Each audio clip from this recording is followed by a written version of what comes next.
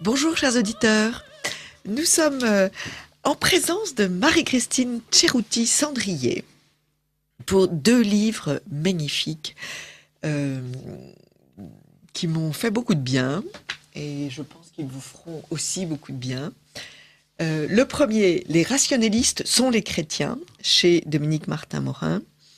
Et le second, Les évangiles sont des reportages, n'en déplaise à certains, chez Pierre Tecky. Le premier étant le second nommé. Donc, je recommence. Les évangiles sont des reportages et les vrais rationalistes sont des chrétiens. Et vous allez voir, ce sont vraiment des livres très importants par les temps qui courent et qui font du bien, qui redonnent de l'énergie. Ce que je cherche a priori dans les livres.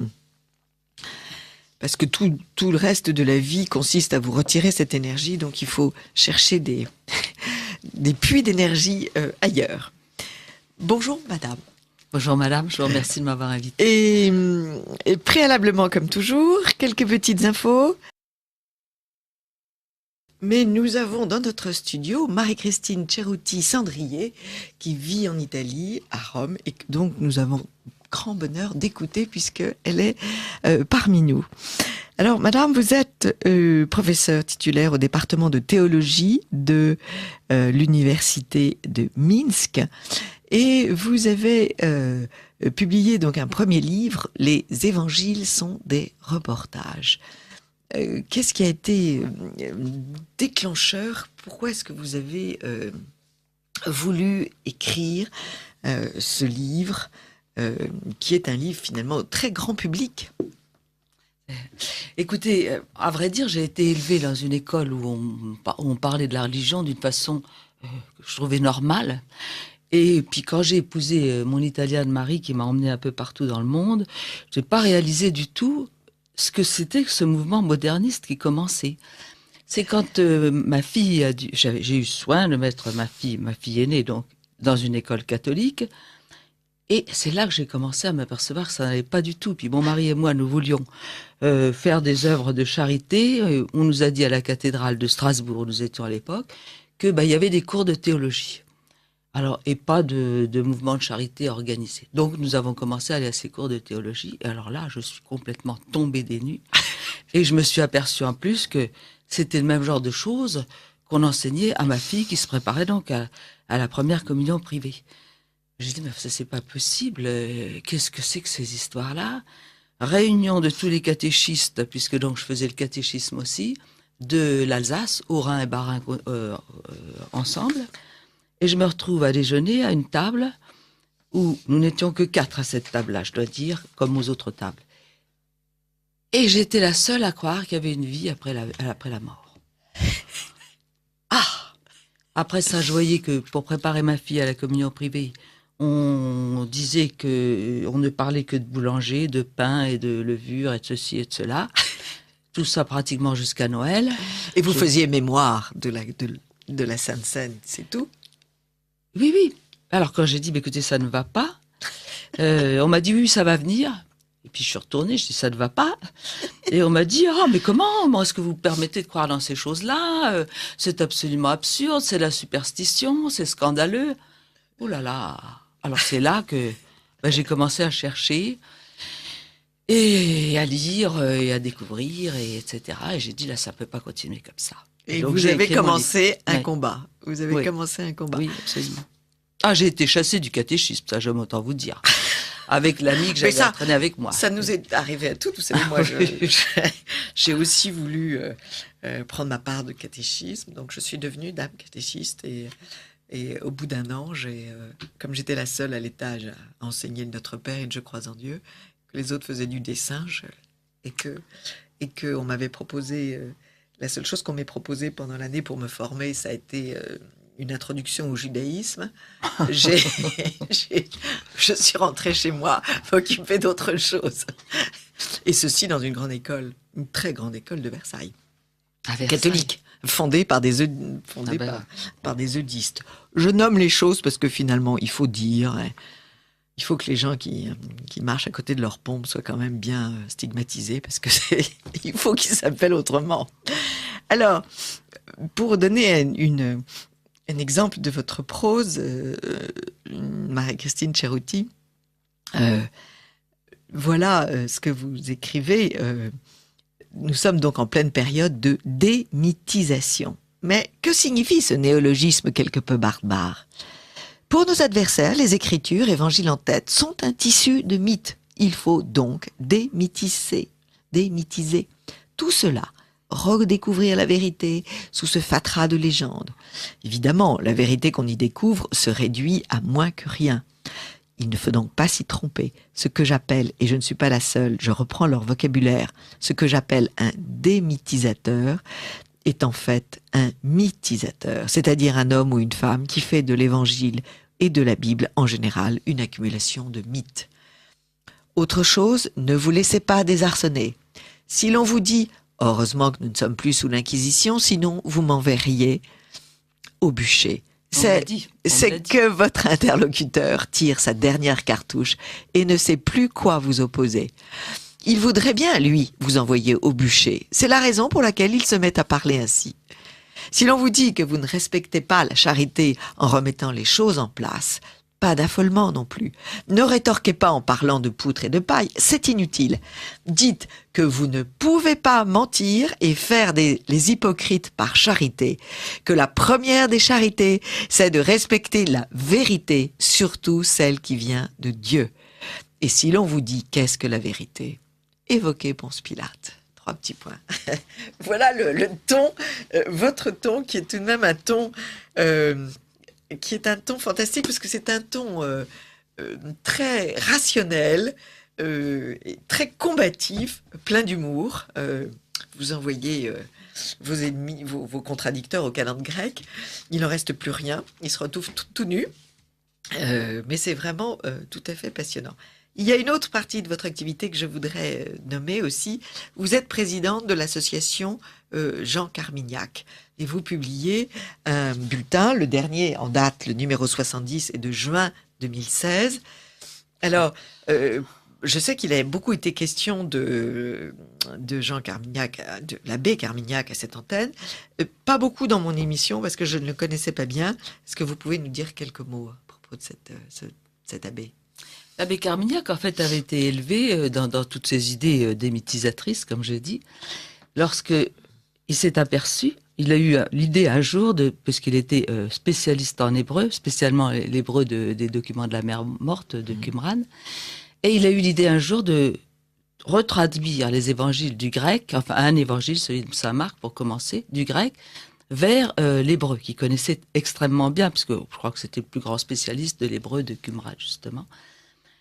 Et il raconte qu'au bout de quelques heures, il a été absolument persuadé, certain, tout ce que vous voudrez, que les évangiles avaient été écrits d'abord dans une langue sémitique, c'est-à-dire l'hébreu ou l'araméen, qui sont 2 langues qui se ressemblent énormément. Parce que les évangiles, enfin cet évangile, puis ensuite les autres, celui de Saint Jean, c'est à part, il viendra après à être persuadé que Saint Jean aussi a été écrit tôt. Mais donc, il a dit, c'est pas possible, ça a été écrit en hébreu ou en araméen.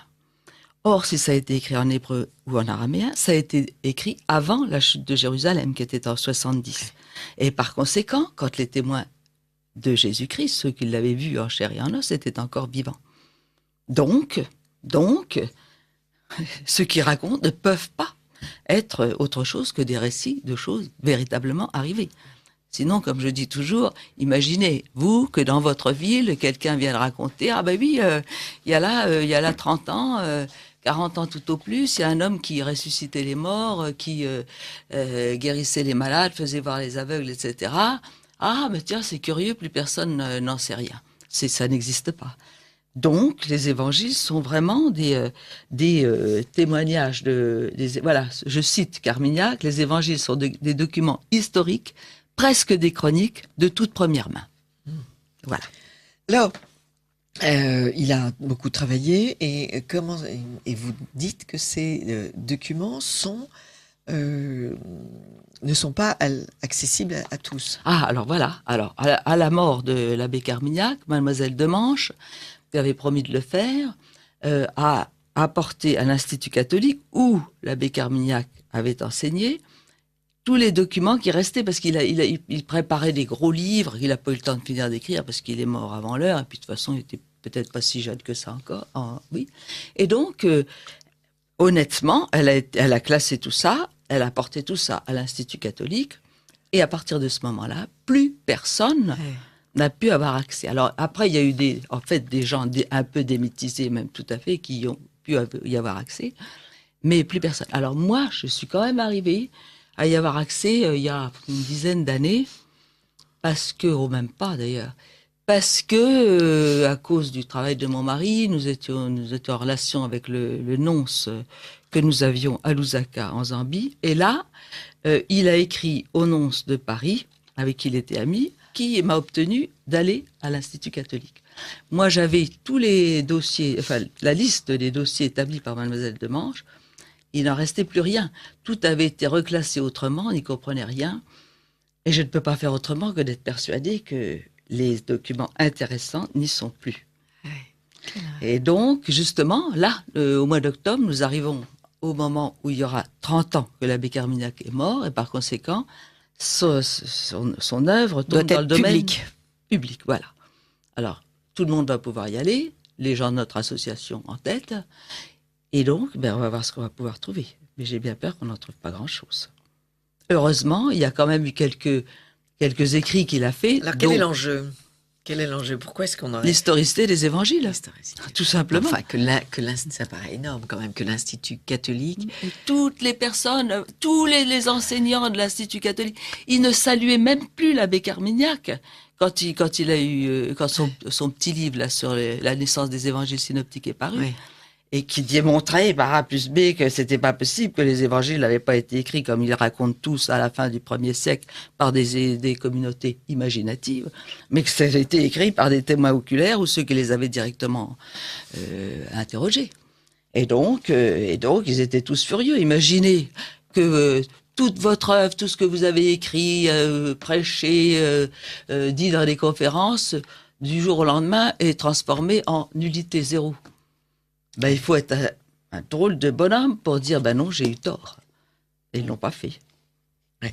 Oui, puis, ce qui est étonnant, c'est que vous montrez, et ça c'est dans l'introduction du second livre, Les vrais rationalistes sur les chrétiens, vous montrez comment finalement il y a toujours eu une machine de guerre contre une seule religion, la nôtre. Et qu'il est quand même étonnant que cette religion ait bien résisté, plutôt bien résisté, depuis le temps qu'on l'attaque, parce que c'est cyclique. Parce qu'il n'y a pas de siècle, il n'y a pas de décennie où on n'attaque pas le christianisme. Je vous le fais pas dire. Et on est encore dedans. Hein. On est encore dedans. Et pourtant, ça fonctionne toujours parce que c'est ça. Il n'y a pas eu de moment où on a mis plein d'argent, plein de capacités, plein de savoir même. C'est ça, de faux savoirs pour lutter contre le catholicisme. Et si on attaque, si on attaque bien précisément le christianisme, c'est que le christianisme représente quelque chose, représente un danger pour certains. Pourquoi est-ce que seul le christianisme est attaqué ? C'est carrément la lutte contre Dieu, c'est tout. Ils ne veulent pas de Dieu. Ils ne veulent pas de quelqu'un qui soit au-dessus d'eux. Je ne sais pas, qui leur impose une morale. Je pense aussi que ça doit être pour quelque chose. Oui. Et je m'interroge toujours, savoir comment est-ce qu'on peut ne pas vouloir qu'il y ait un Dieu.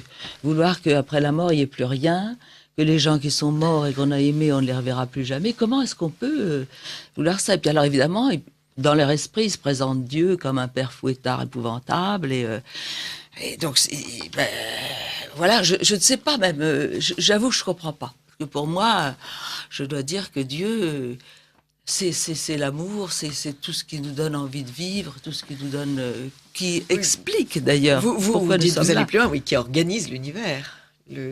Ça, alors là, c'est la grande organisation, sinon le monde est incompréhensible. C'est ça que c'est le... Mais non, c'est ça le drame, c'est pour eux. C'est que le monde est compréhensible. Il est extraordinairement incompréhensible. Et même, c'est encore mieux que ça. D'après les livres de Stephen Meyer et de Guillermo González et Jay Richards, surtout ces deux derniers, il est tellement compréhensible que c'est pas possible qu'il n'y ait pas quelqu'un qui l'ait fait. Et en plus, il y a un grand horloger. Il est fait de façon à ce que l'être humain puisse facilement arriver à découvrir justement l'existence de Dieu derrière. Parce que si nous avions été sur le satellite d'une planète, ça aurait été possible. Ben, ça aurait été infiniment plus difficile de découvrir comment est fait l'univers et que par conséquent il est fait de façon rationnelle, on est toujours là. Et je vous dis le satellite d'une planète, mais dans un endroit, il y en a dans l'univers où il y aurait des nuages ou des choses qui empêcheraient de voir le reste de l'univers. Nous justement, notre atmosphère est transparente. Voilà, c'est une chose parmi des milliers d'autres qui sont décrits par justement ces grands savants qui sont González, Jay Richards et Stephen Meyer. Et pardon, j'oubliais bien sûr Michael Denton, Michael B.E. Benoît et avant XVI. eux, Montan. Benoît XVI, j'avoue, je suis pas au courant. Benoît XVI a fait ce grand... Si, Benoît XVI, vous en parlez. Benoît XVI a fait ce grand... Ah oui, une déclaration. Oui, c'est ça, mais les autres que je viens de citer, ils le démontrent. Oui. Ils le démontrent par l'astronomie, par la physique, la chimie, etc. C'est ça l'une des richesses de toute la première partie de votre livre, c'est que vous citez de fantastiques savants qui s'expriment très clairement. Alors, on va d'abord commencer je vais lire votre introduction qui explique bien. La raison mène à Dieu. C'est aujourd'hui plus vrai que jamais.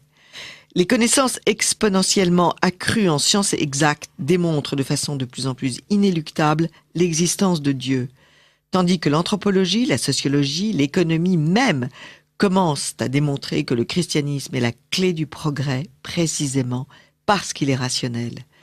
Ces vérités-là ne plaisent pas à tout le monde. C'est pourquoi nous assistons aujourd'hui à une rébellion furieuse de ceux qui les refusent, à un raz-de-marée de haine, de persécution et de vocifération contre les chrétiens. Et malheureusement, ces derniers se laissent impressionner et arborent le profil bas de coupables quand ils ne choisissent pas de pactiser avec l'ennemi. Mais la foi en Dieu est rationnelle, c'est l'athéisme qui ne l'est pas.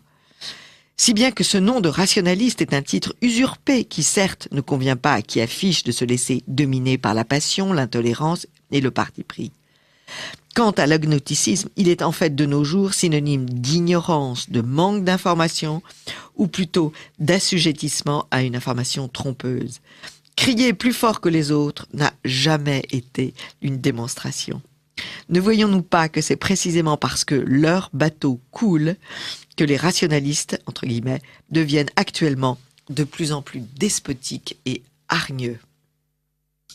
Cependant, tous ces cris s'accompagnent d'une mise au secret, d'une dissimulation systématique et organisée des découvertes rationnelles, des démonstrations scientifiques qui ratifient cette existence de Dieu, cette vérité du christianisme, quand ce n'est pas celle de la vérité tout court.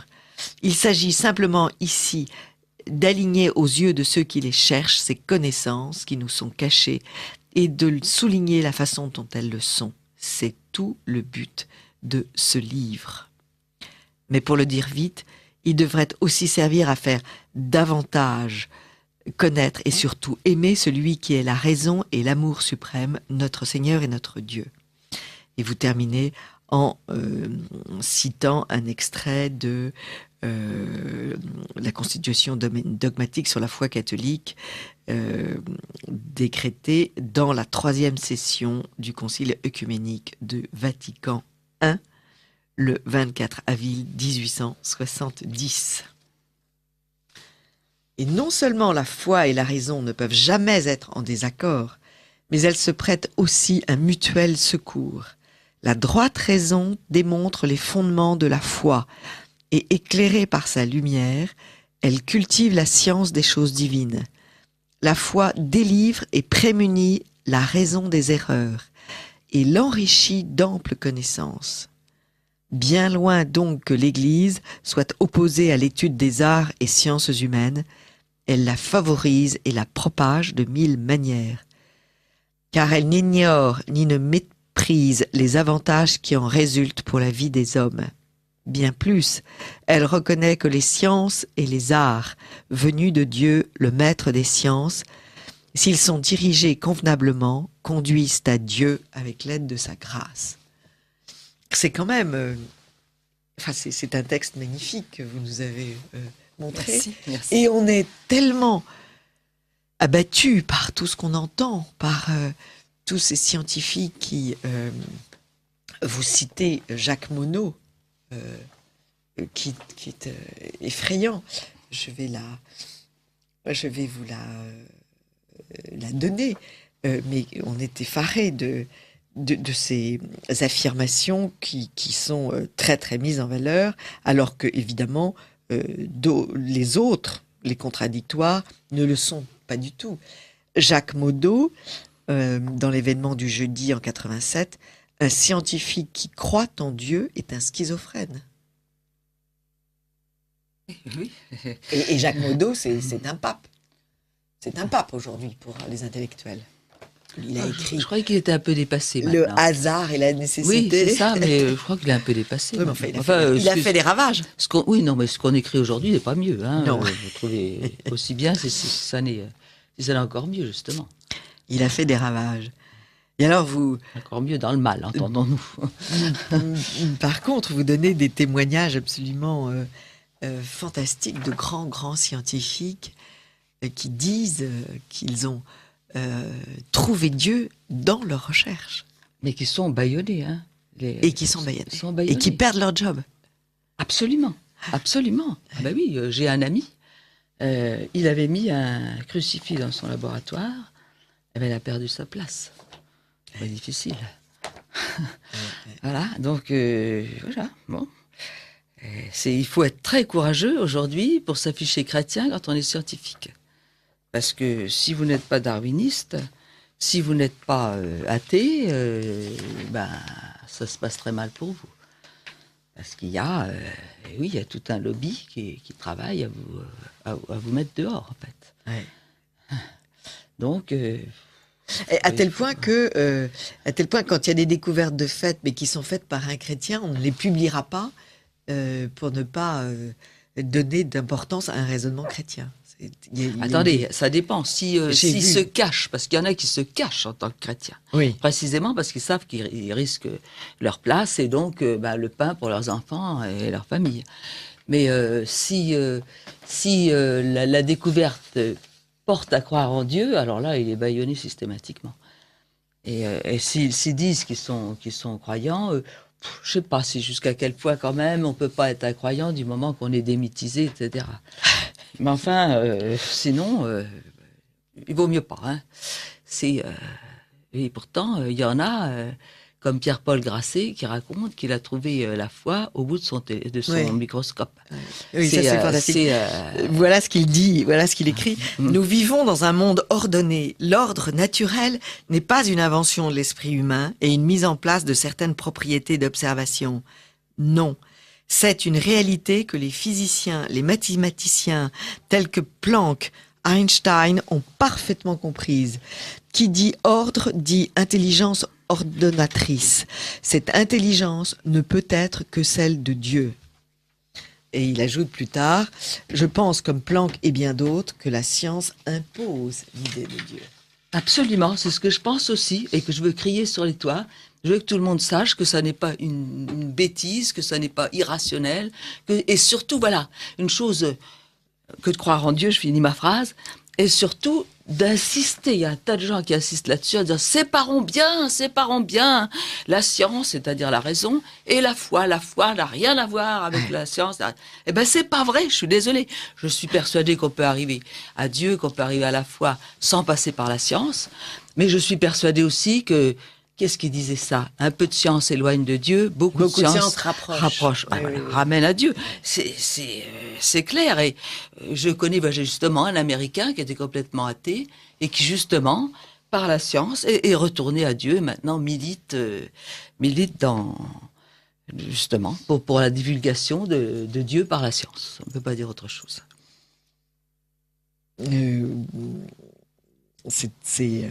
C'est un savant américain en 62, Comfield, en travaillant au laboratoire au milieu des problèmes complexes et des particules infinitésimales, j'ai été écrasé par le sentiment de l'infinie sagesse de Dieu.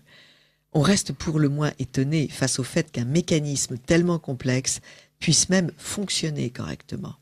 Le mécanisme le plus simple, fait par l'homme, demande un ingénieur et un constructeur. Comment peut-on concevoir qu'un mécanisme 10 fois plus complexe et enchevêtré puisse être produit et développé de façon autonome? Voilà qui dépasse décidément ma compréhension. Et alors, vous citez cette phrase du livre de la sagesse, cette citation du livre de la sagesse. Tu as tout réglé avec mesure, nombre et poids. Mais la Bible est pleine de ces citations. De fait, dans les vidéos là que je suis en train de mettre sur Internet maintenant. Alors, quel site? Alors, Dieu défendu. Voilà, dans les deux sens. Oui. Dans les deux sens du mot défendu. Oui. C'est-à-dire que nous en prenons Dieu la interdit, défense, mais vous... qu'il est en même temps interdit par beaucoup, voilà, interdit d'accès. Ouais. Donc, je pense qu'il faut vraiment lutter contre. Et là, oui, je montre que la Bible est remplie de citations qui expliquent que Dieu est rationnel. Absolument. Alors, nous recevons Marie-Christine Cerutti-Sandrier pour 2 livres. Son premier livre, Les évangiles sont des reportages, n'en déplaise à certains, c'est chez Teki. Et le second, Les vrais rationalistes sont les chrétiens, chez DMM. Et maintenant, nous vous invitons à notre fête de Radio Courtoisie. Alors, nous reprenons cette conversation avec Marie-Christine Cerutti-Sandrier. Vous avez des remerciements, Marie-Christine Cerutti. Merci pour le témoignage que vous nous avez donné. Quand des gens nous disent à nous chrétiens que nous sommes fous et que nous croyons à des mythes, que nous sommes de doux rêveurs, il faut répondre que Jésus, quand ses apôtres viennent à lui scandalisés d'avoir été vilipendés, leur a répondu qu'ils en ont fait autant à ses saints prophètes. Mais ouvrez les guillemets, prenez courage car j'ai vaincu le monde. Nous, chrétiens, nous sommes vainqueurs. D'autres questions. La guerre en Irak, faite en Irak, n'avait-elle pas aussi pour but de faire disparaître le maximum de gens connaissant l'araméen, sachant que selon ce que vient de dire votre invité, c'est la langue avec l'hébreu qui permet de prouver la réalité des évangiles. Je n'avais pas pensé à ça, mais en effet... Cause ou conséquence, mais en tout cas, toutes ces guerres au Moyen-Orient ont de toutes les façons comme première conséquence de faire mourir les chrétiens ou de les déporter, ce qui n'est pas mieux. Et une auditrice nous dit que son père a connu intimement l'abbé Carmignac, qu'elle a des documents à vous donner. Très intéressée. Absolument qu'elle téléphone à la radio et qu'elle nous laisse son adresse Internet. Oui, ou son numéro de téléphone. Je la joindrai, ou son adresse, tout ce qu'elle veut, du moment que je peux la joindre. Absolument. Alors, vous démontrez dans ce livre, donc, tous ces savants qui... Vous dynamitez l'évolutionnisme d'abord et le darwinisme, et vous montrez que des découvertes scientifiques en fait ont été falsifiées, notamment cette histoire des tableaux des embryons de Haeckel. Oui, ça c'est quand même fascinant. Ouais. Oui, non, c'est c'est connu. Oui, non, mais c'est connu mais pas su visiblement. Non, c'est évident, comme ce que me disait, tiens, justement, mon ami qui publie justement la planète privilégiée en français, oui. Raphaël Jodot, il me disait régulièrement, on nous fait le coup on nous fait le coup de dire, ah ben attendez, on aurait trouvé des planètes sur lesquelles la vie pourrait se développer. C'est dans d'autres, peut-être pas dans d'autres galaxies, mais certainement dans d'autres systèmes solaires, pas solaires dans le cas. Et pour dire qu'au fond, la vie, c'est une chose courante, qui dès qu'il y a là les éléments pour apparaître, apparaît. Or, c'est justement pas le cas. Ce qui permet la vie, c'est mais vraiment une quantité absolument hallucinante de coïncidences qui finalement ne peuvent pas être dues au hasard. Il n'y a rien à faire, on en est toujours là. Alors j'aimerais quand même dire un petit mot aux catholiques qui pensent qu'il faut ne pas croire au Big Bang. Parce que les chrétiens n'en veulent pas, quand ils n'en veulent pas, parce que ce Big Bang semble engendrer un enchaînement de coïncidences qui fait qu'on peut se passer de Dieu. Alors que, comme je viens de le dire, ces coïncidences sont tellement extraordinaires et nombreuses que ça n'est pas possible. Et je compare ça à une machine à laver.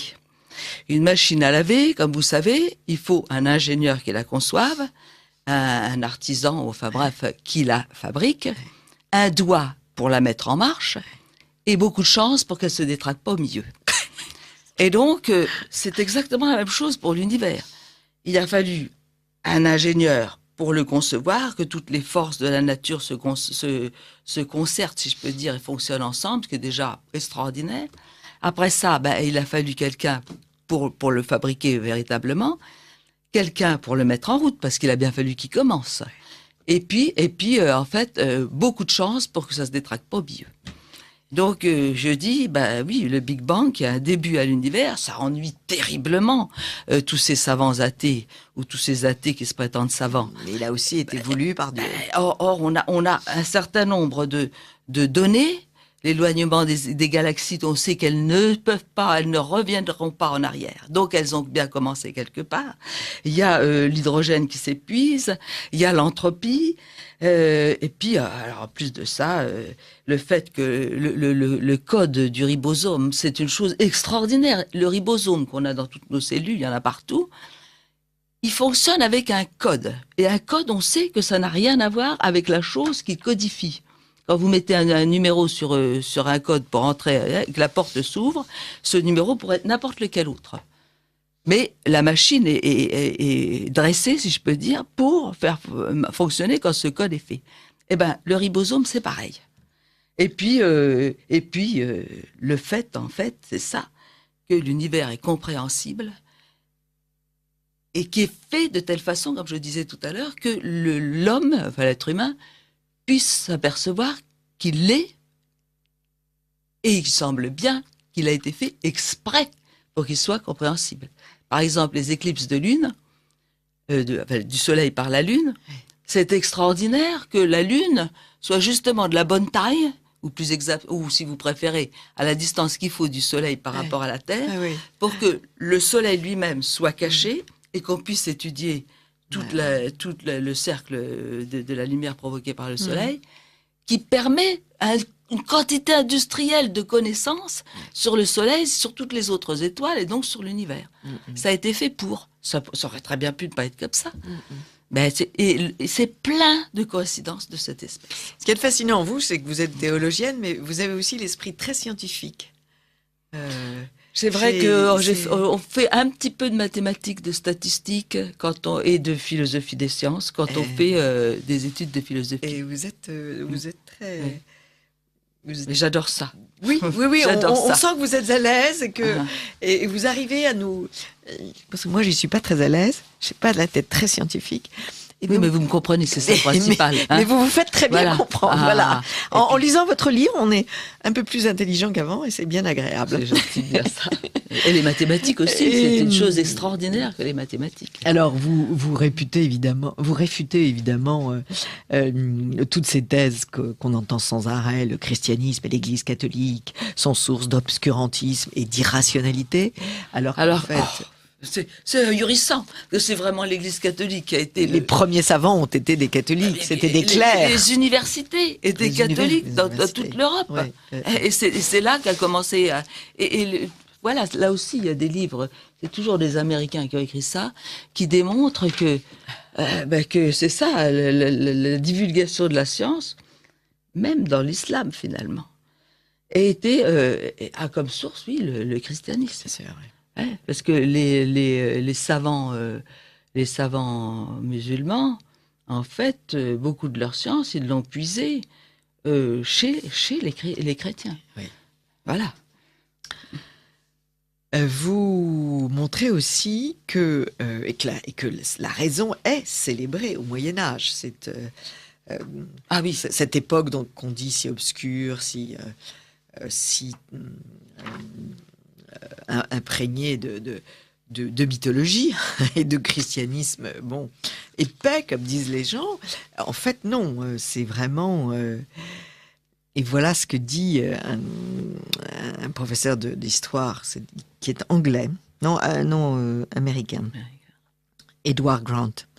Qu'est-ce qui a rendu possible à la civilisation occidentale de développer la science et les sciences sociales comme aucune autre civilisation ne l'avait fait auparavant?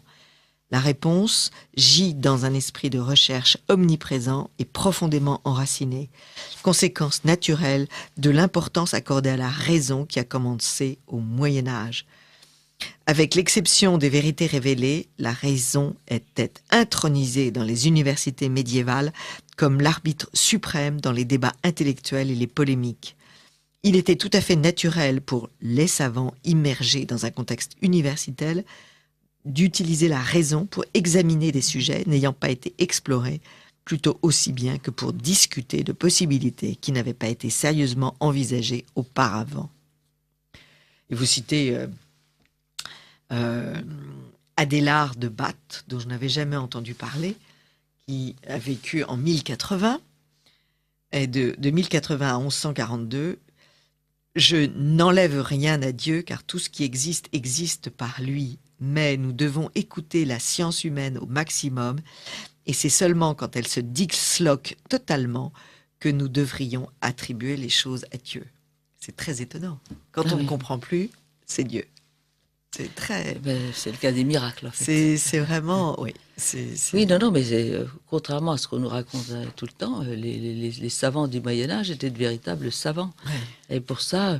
J'ai oublié les noms des auteurs, mais j'ai lu plusieurs livres écrits par des Américains qui le démontrent magnifiquement. Oui, les Américains sont très pointus sur ce sujet-là. Oui, ils sont très pointus aussi pour combattre le christianisme, mais il y en a qui sont très pointus de l'autre côté, dans le bon sens. Alors, il y a un autre chapitre qui est très intéressant, c'est le débat sur le catholicisme et l'économie. Non, le capitalisme, voilà, ça, dans sa période florissante, je ne parle pas de celui d'aujourd'hui, le capitalisme n'a pas été inventé par les protestants, les principautés italiennes prouvent. Sont antérieures, il n'y a pas de doute. Et en fait, vous citez, je ne sais pas s'il y a un livre que vous avez lu, c'est de Don Gérard sur l'origine monastique de l'Occident, et il dit qu'on doit tout aux moines. Ben oui, et aussi d'avoir sauvé la civilisation. Parce qu'au moment de toutes ces invasions barbares épouvantables, c'est les moines qui ont sauvé tout, qui ont sauvé l'agriculture, qui ont sauvé les gens, qui ont sauvé les manuscrits. Et qui ont fait repartir l'agriculture et la science en avant, et les études. Oui. Il y a un livre aussi très beau que j'avais beaucoup aimé en son temps, qui a été publié par les éditions de l'Homme Nouveau, et qui s'appelle La richesse franciscaine, avec ce titre étonnant, qui montre que finalement, les franciscains, dont l'idéal est évidemment la pauvreté la plus radicale, ont en réalité enrichi toutes les régions dans lesquelles ils se sont installés. Comme par hasard. Et c'est donc le titre était paradoxal. Il faut que je lise ça. Ah oui, je vais vous donner cette référence. Ça et le livre de Don Gérard, qui vous plaira aussi beaucoup, qui était publié aux éditions du Barou. Et alors, vous expliquez que pourquoi il n'y a pas d'esclaves, pourquoi il n'y a pas d'esclaves chez les chrétiens. Et ça, c'est très très intéressant. Je vais vous donner votre définition, c'est inouï. Euh, le sociologue américain Rodney Stark Voilà, expose ça, que les progrès de l'économie, de la recherche, de la technologie, de l'industrie plongent leurs racines dans la reconnaissance de la valeur unique de l'individu. Pourquoi faire le travail par des esclaves pouvoir faire le travail par des esclaves empêche l'invention. C'est en fait le fameux « si les navettes marchaient toutes seules, nous n'aurions pas besoin d'esclaves » d'Aristote renversé. C'est parce que nous n'avons pas voulu d'esclaves que nous avons réussi à faire marcher les navettes toutes seules. Et Stark explique que les pays qui n'ont pas respecté cette loi du christianisme, même s'ils étaient chrétiens, ont été bloqués dans leur progrès. Utiliser des esclaves empêche d'être inventif. Utiliser l'argent pour son confort personnel, sans s'occuper de son prochain, aussi. Ouvrez les guillemets. Aussi en est-il de celui qui thésaurise pour lui-même au lieu de s'enrichir en vue de Dieu. Luc chapitre 12, verset 21. Commente Jésus à propos de l'homme riche qui n'avait pensé qu'à s'enrichir, mais qui meurt la nuit suivante. C'est quand même très étonnant, ça. Oui, ce Rodney Stark, et puis il y en a un autre. Oui, il faut lire ces livres-là. Ils ont été traduits en français. Oui. Je crois. Oui. Et donc, oui, c'est extrêmement éclairant. Alors, on savait que le christianisme avait interdit l'esclavage, mais on n'avait pas compris comment et pourquoi et quelles étaient les conséquences. Oui, c'est ça. Pourquoi quand même l'être humain étant bien sûr, non, mais fait à ça c'est l'image évident. de Dieu, C'est évident. mais c'est ça, mais oui. Quelles sont les conséquences? Voilà, ben oui. Et peut-être à ce moment en découvrir d'autres. C'est qu'en appliquant la doctrine catholique, la doctrine chrétienne, on fait progresser l'humanité. C'est ça qui dit, oui. Par exemple, la place des femmes dans la société, et la place qu'il faut accorder aux femmes, ça c'est chrétien par excellence, parce que regardez partout, c'est ça, quelqu'un avait fait remarquer, je ne me rappelle plus qui, que la religion chrétienne est la seule qui accorde exactement la même cérémonie d'entrée dans la vie donc chrétienne, à savoir le baptême, exactement de la même façon pour les garçons et pour les filles. Dans toutes les autres religions que les chrétiennes, non, c'est différent quand c'est une fille et quand c'est un garçon. Ouais. Voilà. Donc, oui, c'est un très bon argument, ça je l'avais jamais entendu. Ah oui, c'est comme ça. Et donc, oui, c'est ça. Oui, c'est pas la peine de taper c'est dans l'Évangile, toutes sur ces la choses-là. table en disant égalité, égalité, ça fait 20 siècles que... Et on est obligé de se battre parce qu'en effet, c'est comme, au fond, le désir d'avoir des esclaves et toutes ces choses-là, il y en a. C'est la pente facile dans laquelle tout le monde voudrait bien se diriger, chacun. Mais on s'aperçoit en deuxième analyse, à l'expérience, que finalement, ça fonctionne contre nous. Contre nous, avec des conséquences catastrophiques. Alors, il y a tout un chapitre aussi qui est terrible, c'est ce que vous appelez l'abominable morale catholique. Je voudrais rallonger ce chapitre, parce que toutes les statistiques que je donne sont encore dépassées maintenant. Oui. Il y a de plus en plus de suicides d'enfants, de plus en plus de dépression des femmes qui ont avorté, etc. De suicides en général. Il n'y a pratiquement pas moyen de trouver des statistiques relatives au suicide par année ou par groupe d'années. On vous dira homme-femme, on vous dira riche-pauvre, on vous dira père de famille ou pas, on vous dira... Mais pour savoir combien il y avait de suicides en 1950, combien en 2000 et combien aujourd'hui, alors là, il faut se lever matin. Je ne suis pas arrivé à avoir ces statistiques bien claires, par année ou par dizaine d'années. Oui, tout est fait pour bloquer les Voilà, et puis alors on les sort chiffres. des arguments, mais tordus au possible pour justifier. Ah voilà, c'est ça. Pourquoi est-ce que c'est depuis mai 68 qu'il y a plus de suicides? C'est parce que les gens qui ont fait mai 68, ils ont été déçus de voir que ça marchait pas, alors du coup ils se suicident davantage. Voilà. Voilà, j'ai lu ça. La dépression infantile, vous évoquez la dépression infantile qui n'avait jamais existé. Mais avant. jamais. Maintenant, les enfants se suicident. Oui. Et quand je dis les enfants, je dis les moins de 12 ans. Hein. Je parle pas des enfants qui ont 14, 16, 18 ans. Hein. Non. Et puis, bien évidemment, tous les problèmes de la pédophilie qui dépasse largement le problème du clergé catholique comme on voudrait nous le faire croire, puisque la pédophilie n'étant envisagée que du point de vue des... J'ai ma petite idée là-dessus. Il n'y a rien à faire. J'ai beau rechercher, je m'aperçois qu'avant 68, enfin ces années-là, avant la démythisation, on n'en avait jamais entendu parler. Je ne peux pas croire que s'il y avait eu tant de prêtres pédophiles avant, il n'en serait jamais ressorti rien. Parce que quand même, sous la Troisième République, il y avait assez d'anticléricaux pour que ça se sache. Et non, tout ça, toutes ces histoires de pédophilie, c'est très récent. Ça vient depuis qu'en fait on a supprimé la religion. Voilà. Alors, je crois qu'il doit y avoir pas mal de prêtres qui se dirigent peut-être vers la prêtrise, pas du tout par vocation, mais parce que qui peut-être... malheureusement malheureusement n'ont pas... Mais n'avaient pas la vocation. N'avaient pas la vocation, oui. C'est ça que je pense. On me dit que les évangiles sont des inventions, ben, je sais pas, moi, c'est terminé. Moi, je me fais pas prêtre. Hein? Bon, non, pas de raison de consacrer sa vie. Divulgue ça, donc bon, je sais pas, moi. J'ai des doutes là-dessus. Bon, je dis pas que ce que je dis est certain, mais j'ai des doutes. Oui.